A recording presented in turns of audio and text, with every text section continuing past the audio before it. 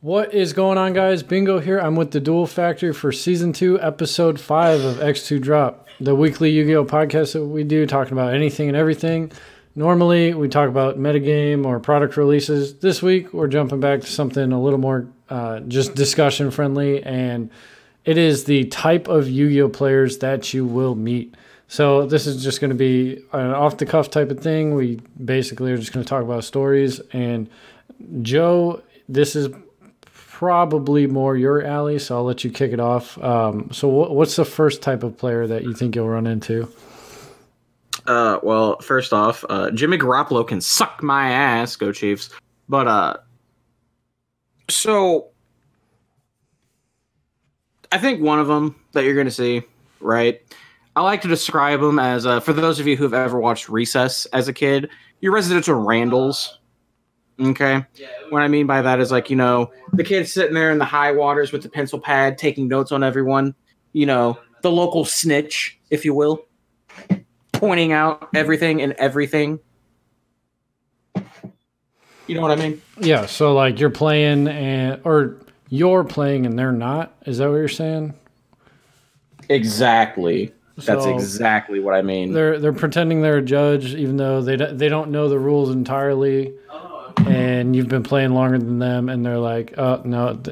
Like that'd be the type of player that says you can ash the costs for what's it's fucking called, that Magician Souls. They'll be like, "Yeah, you can ash that."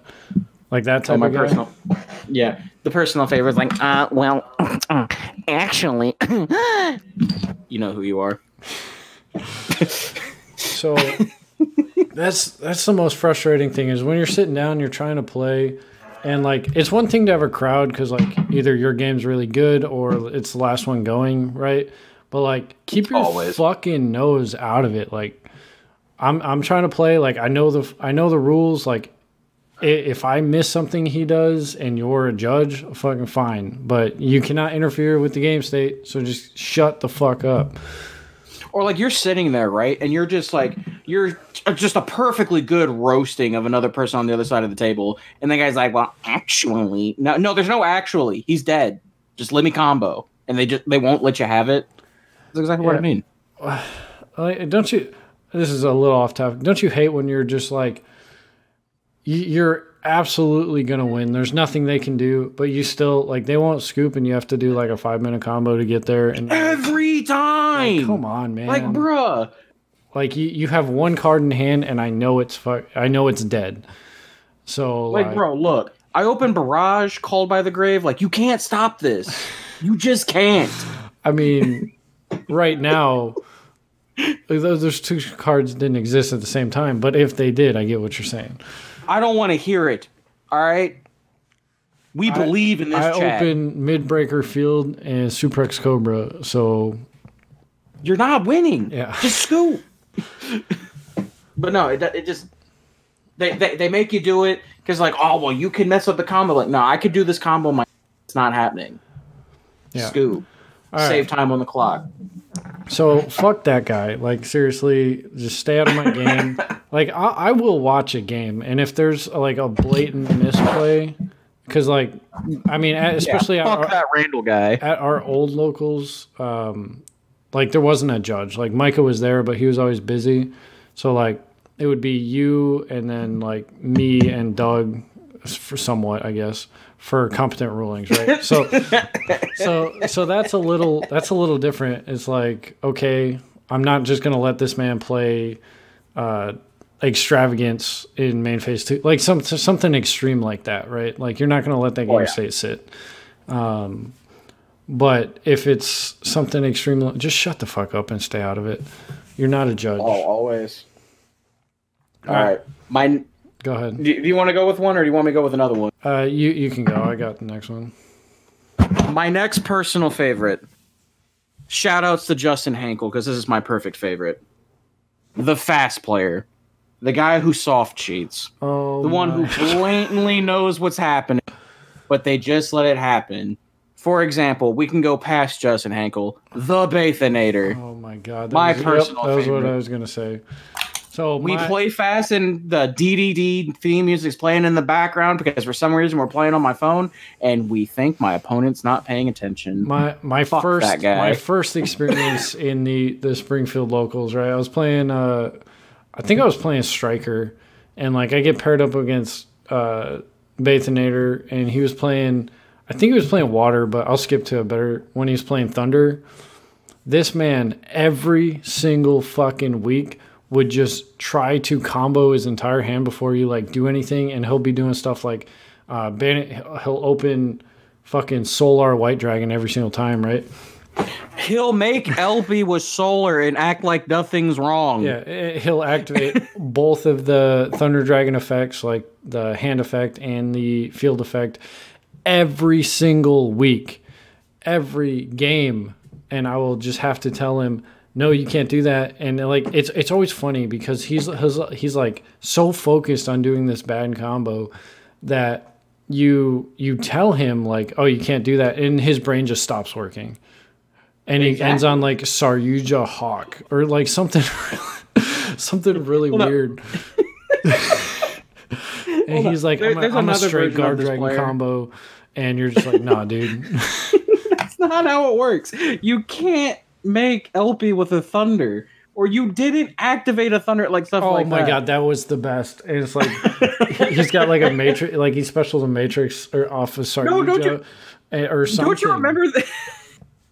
God damn it! You remember the fucking mirror match made him play? And I'm sitting there. I am the local Thunder player. Like I play Thunder, and this man just blatantly tries to turn a Roar into fucking Colossus in front of me. I'm like, hey man, you're missing a step. And he's like, no, what are you talking about? I'm like, when did you ever activate a Thunder effect? Cheating ass. Yeah, you can't just turn any Thunder. Oh my god. But no, one of my personal favorites, shout out to Board Night, because I haven't been there in forever, but this is where we had the problem. Justin Hankel always played BA. He always played 4-in-1s. If he played someone he didn't knew, every BA was Seer. That's all you need to know. If someone's from the graveyard, I'm like, bro, that's Cagna. Oh yeah, my bad. No, that's not your bad. You knew exactly what you were doing. You're trying to hustle this kid. Yeah, everything was Seer.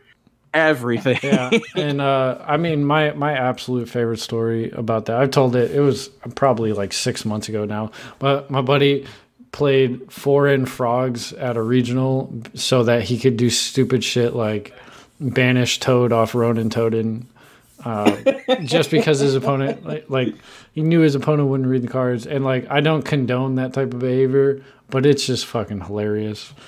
It is fucking great. The guy that deliberately tries to soft cheat, he knows what he's doing, but if he gets caught, he's like, oh, my bad.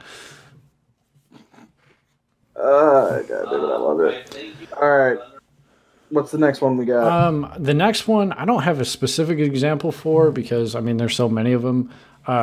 Anyone that can see the video feed right now, it's somebody who's super negative about whatever you're playing. It doesn't matter. You're just like, you need to, like, you're not playing meta, or like, you don't have the optimal build. Like, you should just stop playing and kill yourself. Like, that dude, sounds like every pro player in Yu-Gi-Oh! I'm just trying to have fun at locals where there's no competitiveness, right? Like, I know Dark Magician sucks. I know Lightsworn sucks, but like, who fucking like? I should enjoy the game I'm playing. Like, you said, keep your fucking pointless opinion to keep it on the internet so no one can read it, right? Like, you're sitting there and like you just look at, you're like, I am fully aware my deck is trash. All right, I'm fully aware, but I'm still gonna take first or second. I think the most relatable players you'll see here, and like, I'm not like pointing fingers at anyone, stuff like that, and stuff like that. But these are the ones that you're gonna see, like your top players at like the high level of plays and stuff like that, right? Like the Justin Sings, the Jeff Jones, the Joe Bogleys, so on and so forth, right? Like, if it's not a competitively viable deck, they're not gonna play it. And then they're gonna judge you for playing it. Like, that's it. Like, it's just gonna happen. You know what I mean? Yeah, and like, it's more prevalent at locals because it's more like a private area. And then there's always gonna be the elitists. I never understood that because, like, especially at locals where, you know, let's say there's a regional going on and you didn't go to it and like a lot of your competitive players are gone and like, you know, it's not going to be hard, or, you know, it's just going to be like rogue mess all the time. And it's like, why can't I bring something really bad like Zoo Stun and just play it? Like, fucking who cares? But no, you got the one guy in the corner playing like top tier meta, and he's like, well, I'm going balls to the wall for 6 packs, you know? Like, exactly. Chill out, dude. God damn it. I love Yu-Gi-Oh! I don't care what anyone says. But I'll tell you what. But the next one that I think, and I 100% fall into this category because it's like one of my favorite things to do. The Pot Stirrers. Oh. The ones who sit there at locals, and they sit there, and for example, I'll use myself as an example because it's my personal favorite. When you sit there, you look up on the board to see what the pairings are or where the sheet of paper has the pairings. And for example, my boy John is sitting there and he's paired next to me. My favorite thing to do is to scream across the room, just be like, John Orlando, bring that ass here, boy. And I just love stirring the fucking pot. You just have to. My boy Oscar Vargas does that too. You just sit there. He's like, oh, you want to see how I'm about to clap your fucking cheeks? And he sits there and he's just playing Cosmo, but he opens Shaddoll Fusion for some reason because he's a fucking wizard. Like the Pot Stirrers. Those are my personal favorite because they make locals worth going to because they're fucking hilarious. Yeah, like people with a personality that isn't directly negative, like make it locals fun. Like where, you know, in between rounds, you're talking shit with your buddies, or I don't know, you're just making it entertaining because sitting there for 40 minutes for 4 or 5 rounds can get pretty tiring. So like, you don't want everyone to be sitting in the fucking dark, like quiet. Like it's just that's exactly how it goes sometimes. Like it happens like that sometimes too. The quiet players, they'll just sit there and you're just like, oh hey man, what's up? And then like they won't say anything to you, and you're just kind of like sitting there. They won't look at you. They won't like make eye contact. Like I understand focusing, but like if it's before the round or like after, and you're like I don't know. I like to ask like, hey man, did you see this play? Like it would have really like hurt me or changed the game. And they're just like, they don't say anything. Like no, they just kind of stare at you. Like I like the game because it forces you to interact with people. And like the older you get, like the kind of harder it is to be forced into situations like that. So like you get to meet new people, and like, why wouldn't you want to, like, you're out, like you are in the world, like just talk to people. I feel you on that one. But on the other side, there's like the negative Pot Stirrer, which I fall into sometimes, where it's like the pessimist. No. 100%. Well, please tell me how you're a pessimist to the crowd, John. I'll fact check. Not pessimist. One example is round pairings come out, and you're like, all right, Aaron, I'm playing against Aaron. Aaron would never complain, but let's just use him as an example. I'm like, he's sitting in his chair, I'm sitting in mine. I'm like, Aaron, you're moving. And he's like, no, I'm not. I'm like, well, so one of us is getting a game lost because I sure as fuck ain't moving. Not these people. Yeah, because I mean, I like if I see I have more stuff than you, like you can fucking pack up and move, or like I don't care. Like especially in Die Hard, where it's like I knew it was you, me, and Doug and Aaron like were the best players, so like I didn't care. It's like what are they going to for anyone? They're all disrespect intended. Yeah. So like if I lose and like I don't have my bag and my like deck box carrier, like I'll move no problem. But like if I'm XO, we're going in round 4, like fucking I'm not moving. All right. I have a fun one. All right. I gotta throw some more shade. The Andrew Temples of Yu-Gi-Oh! You all know who these people are. Explain. I'll explain it to you. So when you finally find out that you're just no good at the game, at a competitive level, at a for fun level, anything like that, even casual, you're like, you know what? I'm going to take my talents elsewhere. and then you tell your Yu-Gi-Oh group how good you are at another card game. My personal favorites. See, I've never met somebody that just straight up quit to play a different card game. The quote-unquote has-beens. Oh, well, that never were.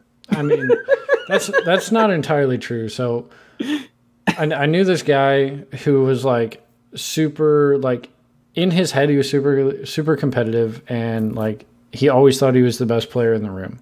But he had to proxy half the decks half the time, and like he would go to YCSs and go like X-2 drop. The Bathinator? No. You found the Bathinator? But he's like, I'm gonna stop playing. I'm just gonna play Pokemon because I don't like my opponent. What they do doesn't matter. So like I guess That's like he couldn't grasp the interactions that each player can do. He didn't think 2 steps ahead, which is very, very bad in this game. So he's like, I'm just gonna go to a game where it doesn't matter what my opponent does, so I'll be good. Yeah, I feel that. All right. Well, we're halfway through, so I want to mention my favorite player, and it's the wannabe vendors. Are you talking about floor vendors? Please tell me you're talking about floor vendors. These are my favorite. Just guys with binders that got to make a profit, bro.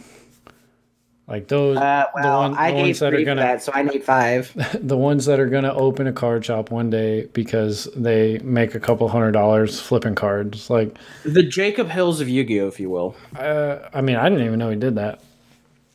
Oh, 100%. You buy it for $1, he's selling it for 10. On Kami.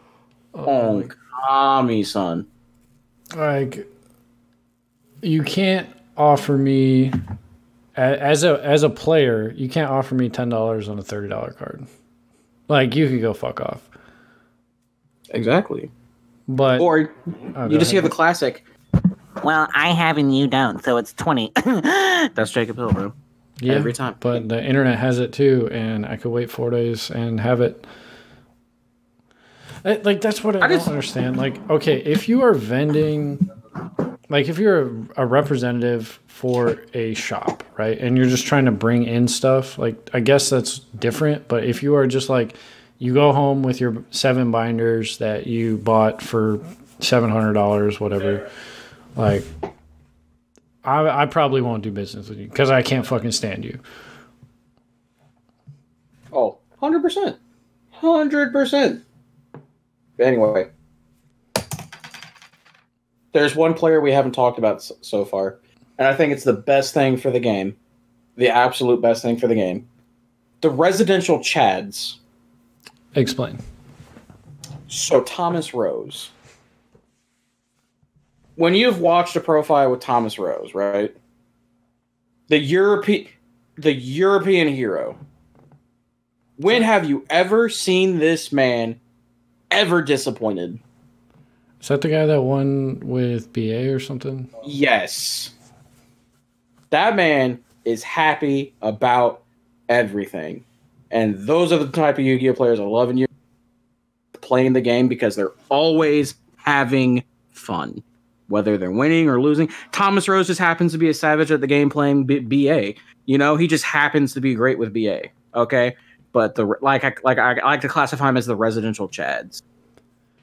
Yeah, that's kind of the one I was going to talk about, where it's the guys that genuinely enjoy playing the game, right? Like win, lose, or draw, they could be playing top tier or shit tier, but they at the end of the match they'll be happy. They'll talk about the game, talk about their deck, and they'll be happy to be there. God forbid you enjoy the hobby you are spending money on, spending your fucking time on, to go somewhere and devote a resource you will never get back in your life, which is time. God forbid you fucking enjoy what you're doing. And God forbid anybody else enjoy it either. We don't play Yu-Gi-Oh to have fun. No. But I tell you who fits in this role perfectly, and people who watch my channel know exactly who I'm talking about. Kyle Haley. He genuinely enjoyed playing the game. He loved Ignites. He loved Goki. He loved, God knows, there's some very questionable decks that Kyle played. But, like, he just had a genuine love for the game, and he loved playing, and he loved showing people new combos and stuff like that. And he was always happy to play. Other than when his opponent opened Max C against him. That was a little different. But we're not going to get into that. That always felt bad. Oh, for sure. Being Max Seed is fucking awful. But it's hilarious when you do it to someone else. All right. I just had an example. I totally forgot. You got another one? There's my favorite ones that the always have it type player. And what I mean by that is there was a couple people who were sitting there. Where you're sitting there, you're just explaining a combo to them, and they'll just sit there and they just blatantly look at you, and they'll say like, "Ash Blossom." Yeah, the guy that always has the answer. Doesn't matter if it's a one of. Exactly. Doesn't matter if it's a one of or a three of. Like the guy I sit down against every week down here, and he's playing the next. He's the type of player that I'm going to bring up next. He's playing stun, right? He flips macro, Imperial Order, and skill drain every single game. Yeah, they always have it. They always have it. Like, fuck that. And it's like, if they don't have this one card, I win the game. And, like, you're acknowledging that if they have it, you lose. But it's like, it's a one of or two of, or they burn two of them. And if they don't have exactly this card, I win. We have to think about, I like to classify them as this. In their own mind, they're undefeated. Yeah, they're the best players. Like, yeah. They're the best player in the world. No one's going to beat them. In their mind, they're undefeated. But in reality, so, you know, there's that trade-off there. You feel me? Yeah, the reality doesn't matter, but go on. Nah, doesn't it drive you nuts? So you're just sitting there, and you're like, you'll be combo talking with one of your buddies. Like, say, like, me and you were sitting there talking about something we sauced up and invoked, right? Because that's probably the only thing we'd ever, like, theorycraft on.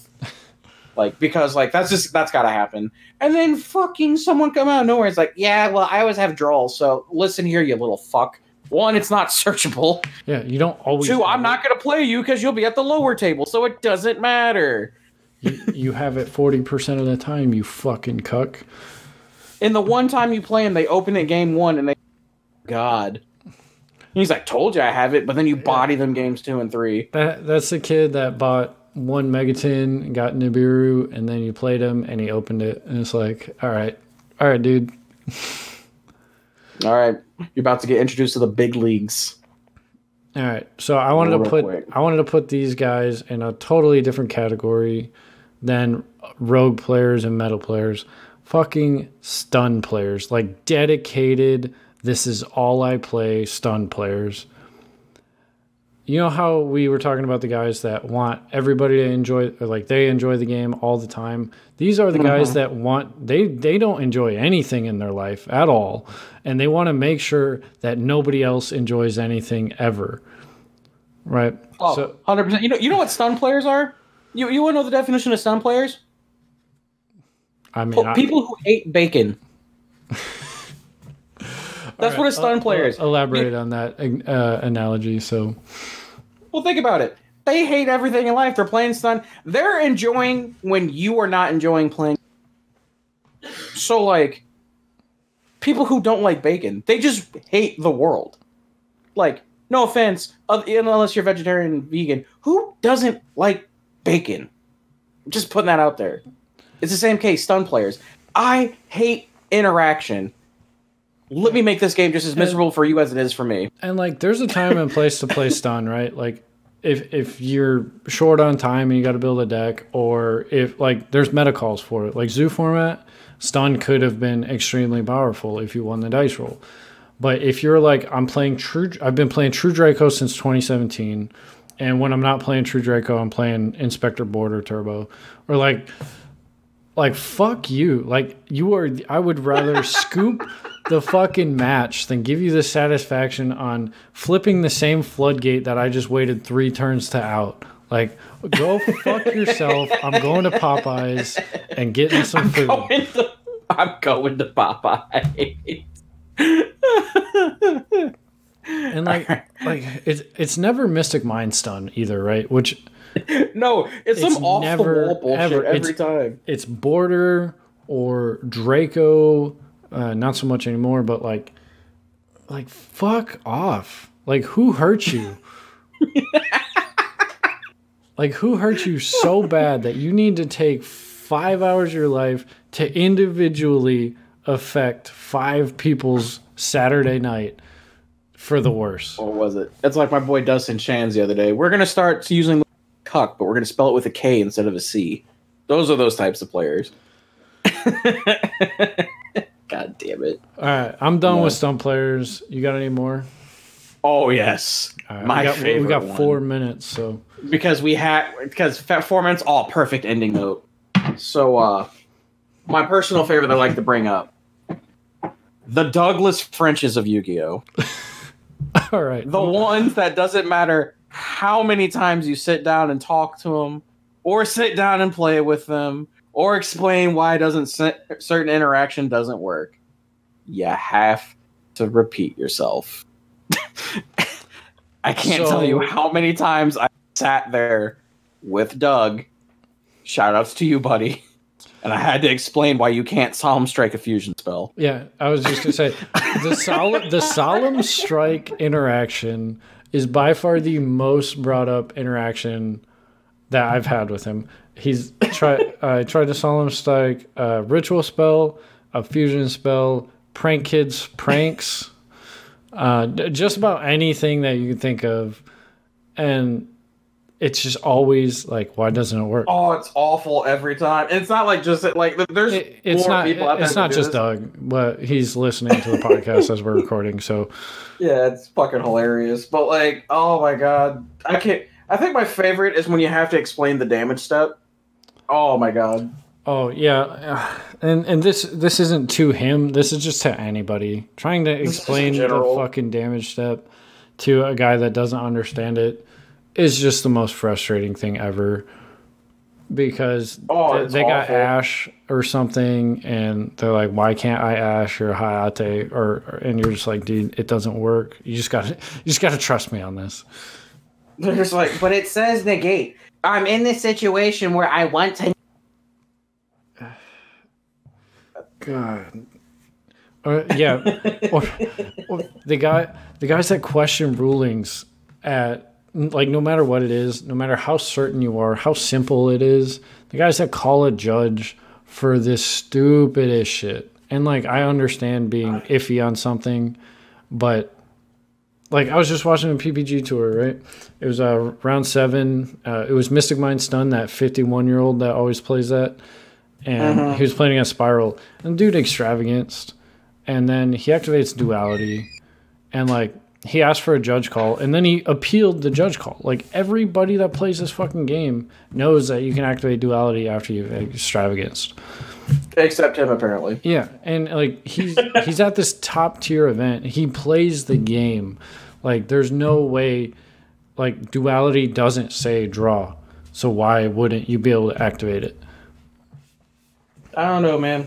They're a different breed of player, if you ask me.